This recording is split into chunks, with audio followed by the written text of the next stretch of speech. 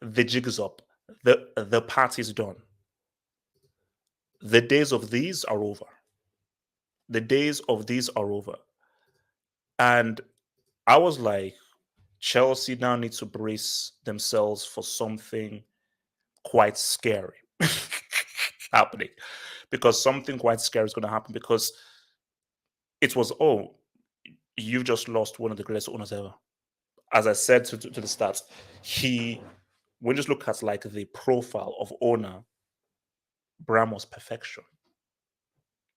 Bram was perfect. He was perfect as an owner that you would want, and like he was perfection. He was perfection. So losing him, I was like, okay, it now gets real. And when I mean real, it gets really real. It gets really real, because I knew that Chelsea were not going to get an owner like Bram, but could he get someone similar? Could he get someone similar who, football fan, and is going to spend? Football fan, and is going to spend. That was the key idea. It worked. Now I know I work, but I twerked a little, because jealous of Man City, jealous of PSG, jealous of Newcastle. There was the Saudi Arabian individual who was a Chelsea fan, and he was interested in buying Chelsea. I was like, please, this is the next best thing. It isn't exactly Bram, but it is the next best thing. And sometimes in life, you have to settle for the next best thing. You're not going to get exactly that amazing thing you once had, but if you get the next best thing, that's pretty good. In life, that is pretty good. So I was hoping.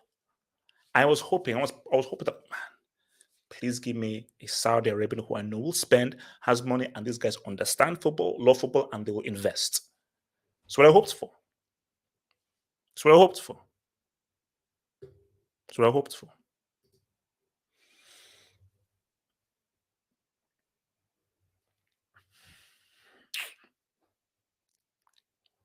Cronky, FSG,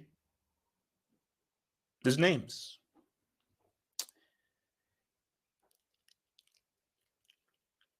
Initial reaction, oh dear. Initial reaction, oh dear. And see, I'm not one. See, I can see through PS, because I took a course in PR. So talk of like, we're not going to make Chelsea this, that, blah, blah, blah. I know it's all PR speak. I was worried. 'Cause I'm like, okay, so the Boehly, an American from LA. So he's from the land of Hollywood, the land of box office. I was like, what are Chelsea now going to now suffer the same headache and hell? I almost forgot United. So are they going to suffer the same hell as United fans with the Glazers, Arsenal fans with the Cronkies, and Liverpool fans with FSG, where all sets of fans who have American owners, they've all complained and talked about how they don't spend, they don't understand this, and so forth. I was like, are Chelsea that going to be lumped into that area? So looking at it, I was like, this is what I feared. This is what I feared. Like the moment this link was made, the moment this link was made, I was like, the gravy train is over. The good times are done. Who's gonna take over? But you want to give everyone a chance. You want to give everyone a chance. Everyone deserves a chance. So I was pessimistic, because I was like, I love him, bro. What am I? This is big baller brand, man. I love American culture. Like my cousins are American. You know, my uncle is American, pretty much. You know, Nigerian American. So and the NBA basketball is my second favorite sport. So I'm a movie guy. So trust me, I have a love for American culture and Americans and so forth. But when it comes to football, 'cause football is different. It's different, because I know that the NBA is totally different in almost every way culturally than football is. I love them both, but I appreciate how different the NBA and football are. I was worried. I was worried. This is always going to be the key question. Again, what you see out in the media doesn't mean anything. All that matters is what is happening behind the scenes. And during this whole tenure, when the consortium of Boehly took over, we'd never know the truth of what happened. But this was always going to be very key. How will Tuchel blend well with these new owners that didn't bring him in? Him and Abramovich, boom, they were all cool. Although Tuchel sometimes said, yes, Bram brought you in. Chelsea, Bram would have sacked Tuchel by now. Most possibly, he would have told him, bro, you're on the hot seat right now. And Tuchel would have known that, knowing the kind of guy Bram is. But this is a new owner who he doesn't know. That wasn't employed by him. So the question was always, okay, how are they getting along? Are they on the same page? I don't care about that PR speak. I don't care what is said in public. I don't care about them shaking hands for the photos and so forth.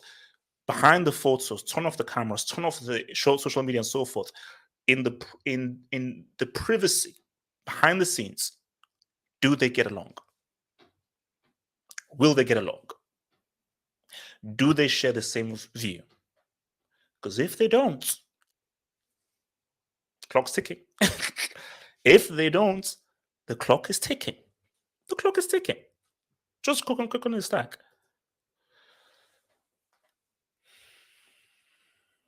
This is now where things get deeper. And that's now why you have to be like your boy Sherlock Holmes. I'm like, okay, what are these signings? Koulibaly, Cucurella. See, Cucurella, Chelsea needed a left-sided the defender. They needed that. So whatever they needed a left-sided player to deputize for Cucurella. Koulibaly, with Rudiger going, they needed a big-time defender that had the kind of like leadership qualities and presence that Rudiger had. So Koulibaly made sense. This did not make sense to me. It made no sense. I'm like, first of all, for the fee that was being asked for, and the fact that Chelsea didn't even look at screening who is, I believe, a superior defender, I was like, this makes no sense. This utterly 100% makes no sense. Does Tuchel want this? Or is it Boehly? I have no idea. Become a patron member.